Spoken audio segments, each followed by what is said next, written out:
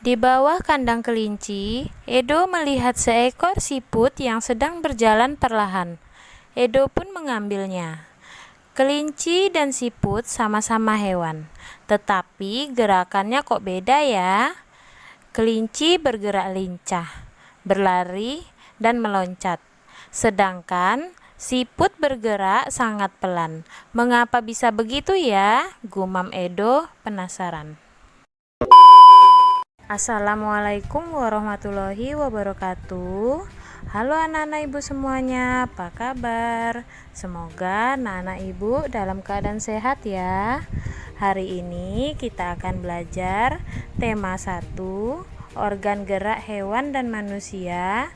Subtema 1, organ gerak hewan, pembelajaran 5. Jangan lupa like, tekan tombol subscribe dan notifikasi agar tidak ketinggalan pembelajaran berikutnya. Sebelum mulai pembelajaran, kita berdoa menurut agama dan kepercayaan kita masing-masing. Berdoa dimulai. Berdoa selesai. Ayo mengamati. Amati kedua hewan di atas. Hewan di atas merupakan seekor kelinci dan seekor siput. Apakah kamu bisa menemukan perbedaannya? Tentu saja bisa. Mari kita bahas. Karakteristik kelinci yang pertama, vertebrata atau bertulang belakang. Yang kedua, gerakannya lincah dan cepat. Yang ketiga, berpindah tempat dengan berlari, berjalan, dan meloncat. Yang keempat, tubuh kelinci dipenuhi dengan bulu. Yang kelima, berkembang biak dengan beranak atau melahirkan, atau vivipar. Sedangkan karakteristik siput yang pertama, avertebrata atau tidak bertulang belakang. Yang kedua, gerakannya lambat. Yang ketiga, berpindah tempat seolah-olah merayap. Yang keempat, tubuh siput dilindungi cangkang yang keras. Dan yang kelima, berkembang biak dengan cara bertelur atau disebut juga ovipar. Pada pembelajaran sebelumnya, kamu telah mengetahui bahwa kelinci termasuk hewan vertebrata. Lalu, bagaimana dengan siput? Siput merupakan hewan avertebrata. Hewan avertebrata merupakan hewan yang tidak memiliki tulang belakang. Adapun ciri-ciri hewan avertebrata lainnya antara lain, biasanya susunan syarafnya berada di perut, memiliki rangka luar, dan otaknya tidak terlindungi oleh rangka. Contoh hewan avertebrata adalah siput, serangga, cacing, ubur-ubur, cumi-cumi, dan lain-lain. Amatilah organ gerak siput berikut. Nama hewan, siput. Nama organ gerak, kaki perut dengan bentuk pipih dan lebar. Fungsinya, fungsi utama kaki perut pada siput adalah untuk bergerak dan berpindah tempat. Hewan yang kedua, cacing. Nama organ gerak, otot tubuh pada cacing.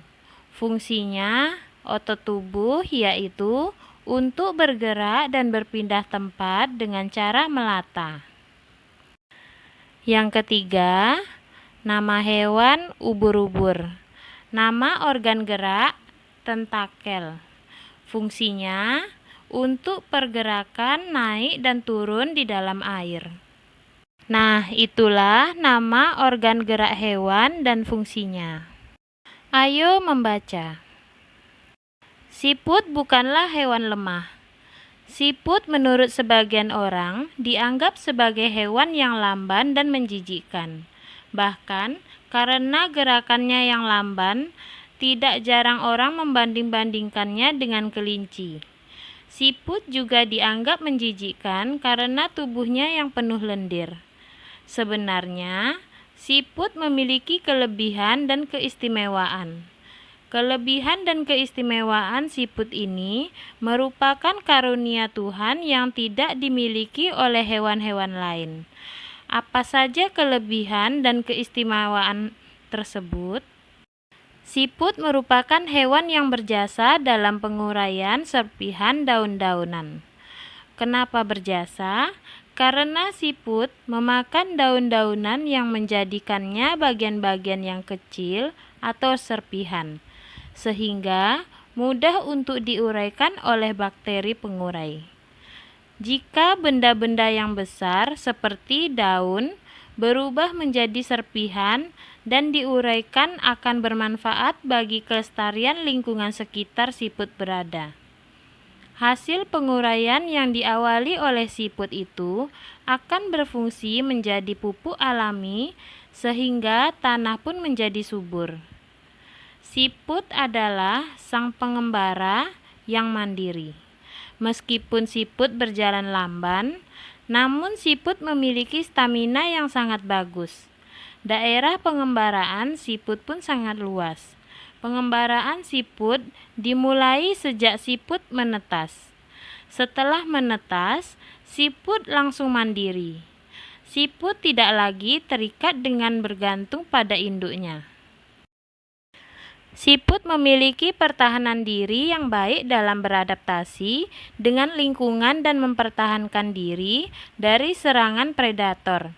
Meskipun tubuhnya lunak, namun tubuh siput memiliki lendir. Lendir ini berfungsi sebagai minyak pelumas dan pelindung bagi tubuhnya ketika berjalan di permukaan. Jalan sekasar apapun dan seterjal apapun akan mudah dilalui tanpa tubuhnya terluka.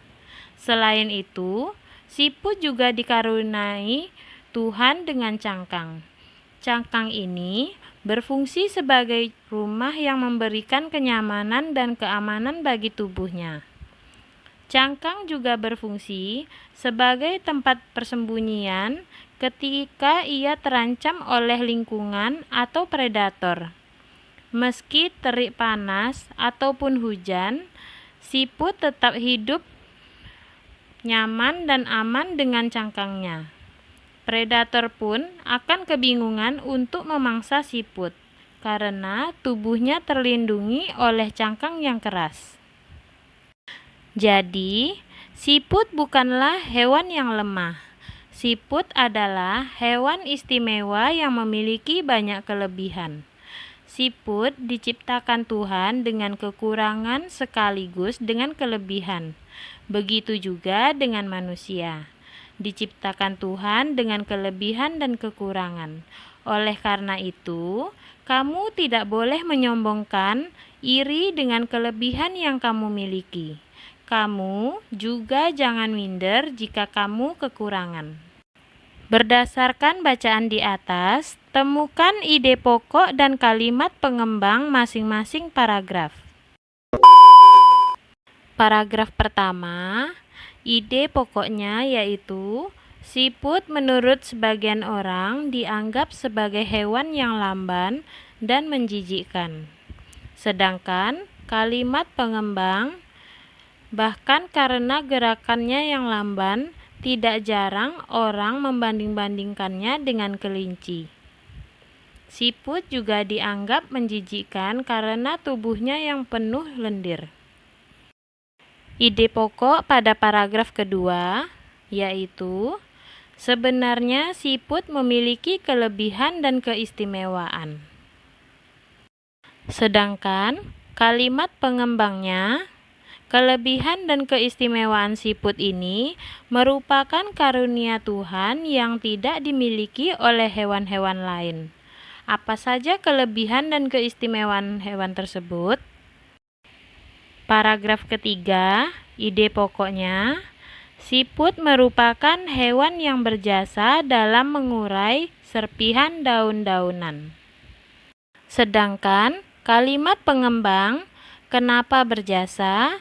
Karena siput memakan daun-daunan yang menjadikannya bagian-bagian yang kecil atau serpihan, sehingga mudah untuk diuraikan oleh bakteri pengurai.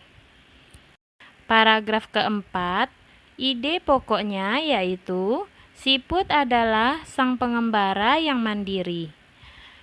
Kalimat pengembangnya, meskipun siput berjalan lamban, namun siput memiliki stamina yang sangat bagus. Paragraf kelima, ide pokoknya yaitu siput memiliki pertahanan diri yang baik dalam beradaptasi dengan lingkungan dan mempertahankan diri dari serangan predator. Kalimat pengembangnya, meskipun tubuhnya lunak, namun tubuh siput memiliki lendir. Lendir ini berfungsi sebagai minyak pelumas dan pelindung bagi tubuhnya ketika berjalan di permukaan. Paragraf keenam, ide pokoknya yaitu jadi siput bukanlah hewan yang lemah. Kalimat pengembangnya, siput adalah hewan istimewa yang memiliki banyak kelebihan. Ayo berkreasi. Pada pembelajaran sebelumnya, kamu telah mempelajari ragam gambar cerita atau ilustrasi. Dalam membuat gambar cerita, kamu juga harus mengetahui corak gambar cerita atau ilustrasi. Corak gambar cerita atau ilustrasi adalah sebagai berikut. 1. Realis. Realis merupakan gambar yang dibuat seperti keadaan aslinya, baik bentuk, ukuran, dan tata letaknya. Contohnya seperti lukisan berjudul Kapal Dilanda Badai, karya Raden Saleh berikut ini. 2. Karikatur. Karikatur merupakan gambar yang melebih-lebihkan atau mengubah dari objek aslinya. Gambar karikatur menyajikan objek dengan karakter yang lucu dan aneh. Biasanya, gambar karikatur mengandung kritikan dan sindiran. 3. Kartun. Kartun merupakan gambar yang berfungsi untuk menghibur dan berisikan humor. Gambar kartun dapat berupa tokoh binatang atau manusia. 4. Dekoratif.